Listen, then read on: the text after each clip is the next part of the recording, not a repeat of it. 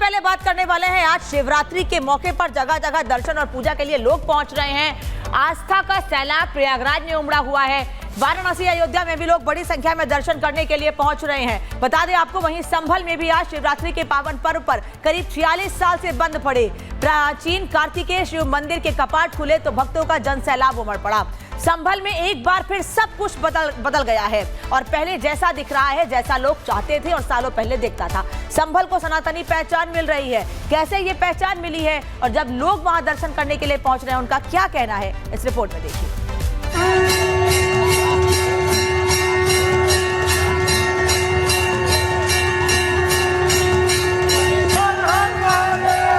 संभल की सनातनी पहचान लौट रही है।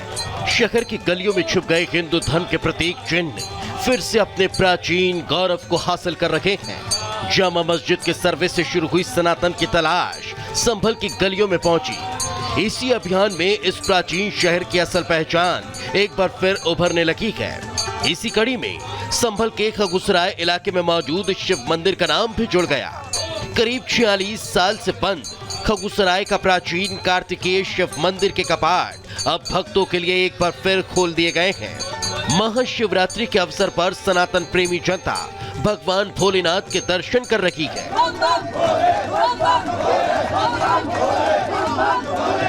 नवंबर में हुई हिंसा के बाद जब योगी सरकार ने संभल में दबे हुए सनातनी चिन्हों की तलाश शुरू करवाई, उसी दौरान पिछले साल दिसंबर में दशकों से बंद पड़े इस मंदिर का पता चला।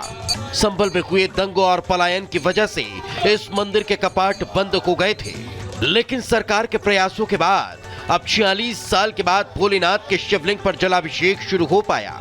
खास बात यह है कि यह मंदिर संभल की विवादित मस्जिद से सिर्फ 1 किलोमीटर की दूरी पर है। मंदिर में हनुमान जी की प्रतिमा और प्राचीन शिवलिंग मौजूद है। हर हर महादेव के नारे के साथ ही भक्त भगवान की आराधना कर रहे हैं।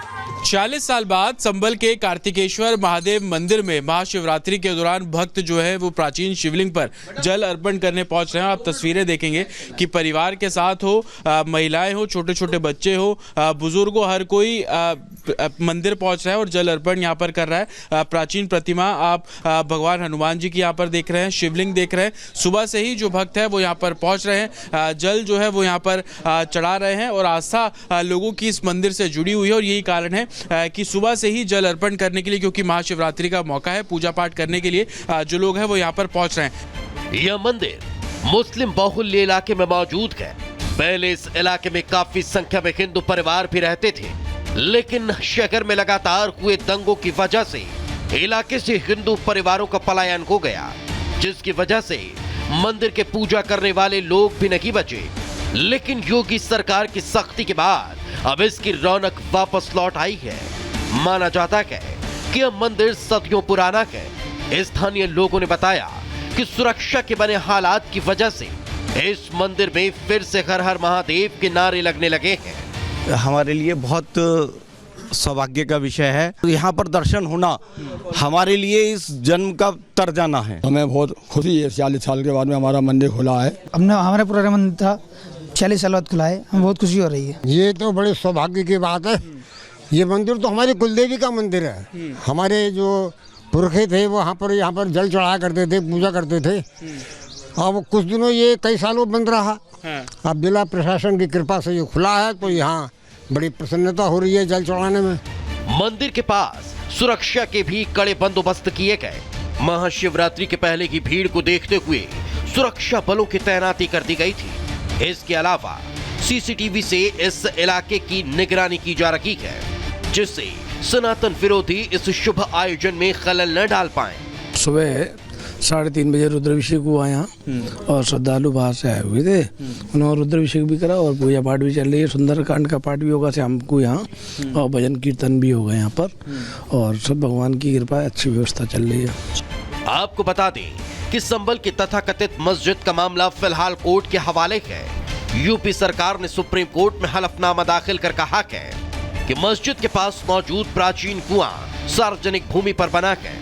दरअसल मस्जिद कमेटी ने संभल के इस प्राचीन कूप के जीर्णोद्धार करने पर आपत्ति जताई थी, जिसके बाद योगी सरकार ने साफ कर दिया यह सिर्फ कुआं के नहीं बल्कि मस्जिद भी सार्वजनिक भूमि पर बनी है। मतलब साफ है कि संभल के सनातन के चिन्हों को पुनर्जीवित करने का अभियान जारी रहेगा, जिससे संभल की प्राचीन और सनातनी पहचान फिर से बहाल की जा सके। Bureau report, Republic Bharat.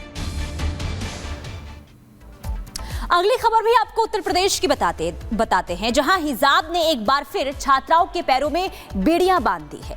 एक बार फिर छात्राओं को उनके अधिकार से हिजाब ने वंचित कर दिया है। खबर उत्तर प्रदेश के जौनपुर की है, जहां बोर्ड परीक्षा के दौरान छात्राओं के पिता के जिद ने उनका भविष्य दांव पर लगा दिया। कैसे, रिपोर्ट देखिए।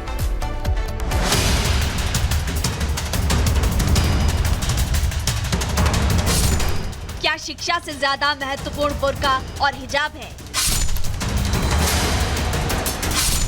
क्या पर्दे के नाम पर नियम तोड़ने की जिद ठीक है? आमतौर पर इन सवालों का जवाब ना होगा, लेकिन इसी देश में कुछ ऐसे लोग भी हैं जिनके अंदर धार्मिक कठमुल्लापन इस कदर हावी हो गया है कि वो इन सवालों का जवाब हाँ में देंगे। दरअसल मामला ही कुछ ऐसा है जिसे सुनकर हर कोई हैरान है। यूपी में कुछ छात्राओं ने हिजाब की जिद के चक्कर में अपनी बोर्ड की परीक्षा तक छोड़ दी। घटना यूपी जौनपुर जिले की है, जहां खेतासराय इलाके में स्थित मॉडर्न कॉन्वेंट स्कूल की 10वीं की छात्राएं अपना हाई स्कूल की परीक्षा देने के लिए सर्वोदय इंटर कॉलेज खुदौली केंद्र पर पहुंची थी। परीक्षा केंद्र पर नकल रोकने के लिए कड़ाई से छात्रों की जांच की जा रही थी। यहाँ कुछ छात्राएं बुर्का और हिजाब पहनकर परीक्षा देने के लिए पहुंची। परीक्षा करा रहे शिक्षकों ने छात्राओं से हिजाब उतार परीक्षा केंद्र में एंट्री देने की बात कही, लेकिन छात्राएं और उनके परिजन हिजाब के साथ ही परीक्षा केंद्र में जाने को लेकर अड़ गए। शिक्षकों ने छात्राओं को लाख समझाने की कोशिश की, लेकिन छात्राएं तस से मस न हुई। आखिरकार कुल 4 छात्रों ने बिना हिजाब के अंदर जाने से मना कर दिया और बोर्ड की परीक्षा का पेपर ही छोड़ दिया। जब अंदर गए, अभी हम लोग खड़े हुए, इतनी बदतमीजी से बोली ये निकाब उतार क्या, तो हम लोग क्या नहीं निकाब नहीं उतारेंगे, तो बोली ठीक है परीक्षा मत दो। तो हम लोग बाहर आ गए, अब्बू से बात की, अब्बू आए अंदर तो कहे नहीं देंगे। बहुत देर प्रिंसिपल से बात किए, फिर बहुत देर तक 10 मिनट तक बहस हुई, लेकिन नहीं माने वो लोग कि नहीं ऐसे नहीं दे सकते। आपको बता दें कि यूपी में इस टाइम हाई स्कूल और इंटर की बोर्ड परीक्षाएं चल रही है। परीक्षा में नकल रोकने के लिए स्कूलों पर कड़ी चौकसी का इंतजाम किया गया है। सीसीटीवी से निगरानी, परीक्षा केंद्र पर सख्त चेकिंग की जा रही है। इसी कड़ी में इन छात्राओं से भी नियम का पालन करने के लिए कहा गया, लेकिन ना छात्राएं मानी और ना ही उनके अभिभावक। स्कूल के टीचर छात्राओं को समझाते रहे कि नियम तोड़कर परीक्षा की अनुमति नहीं दी जा सकती है, लेकिन छात्राओं के दिमाग में ऐसी कट्टरता भरी हुई थी कि शिक्षा का प्रकाश भी उनके अंधेरे में डूब गया। स्कूल प्रशासन ने कहा कि नियमों में किसी को ढील नहीं दी जा सकती है। आरोप है कि धर्म के नाम पर छात्राएं खुद को नियमों से ऊपर साबित करना चाहती थी। हमारे यहाँ एक मुस्लिम धर्म के 153 छात्राएं इनरोल्ड हैं और लगभग सभी छात्राओं ने परीक्षा शांतिपूर्वक दिया। केवल कुछ छात्रों का ऐसा आरोप है जो अनर्गल है, अनुचित है। इस घटना की चर्चा सोशल मीडिया पर भी हो रही है, लेकिन कुछ लोग छात्राओं के कदम को ठीक मान रहे हैं, जबकि अधिकतर इसे कठमुल्लापन ही मान रहे हैं। सवाल है कि क्या हिजाब के लिए परीक्षा छोड़ना सही है? नियमों से ऊपर पर्दे की मान्यता खुद को अलग दिखाने की कोशिश है। धर्म के नाम पर नियमों से खिलवाड़ की कोशिश है और छात्राओं के मन में कट्टरता किसने भरी है? वैसे इस मामले में सबसे हैरान कर देने वाला रवैया छात्राओं के परिवार वालों का रहा, जो छात्राओं की परीक्षा छोड़ने के फैसले को ही सही ठहरा रहे हैं। बोर्ड की परीक्षा का पेपर छोड़ने पर छात्राओं का पूरा साल बर्बाद हो गया, क्योंकि एक भी पेपर छोड़ने की वजह से उन्हें परीक्षा में फेल घोषित कर दिया जाएगा। लेकिन छात्राओं के मन में इतनी ज्यादा धार्मिक कट्टरता भरी हुई थी कि उन्हें एक साल बर्बाद करना मंजूर है, लेकिन हिजाब छोड़ना स्वीकार नहीं। Bureau report, Republic Bharat.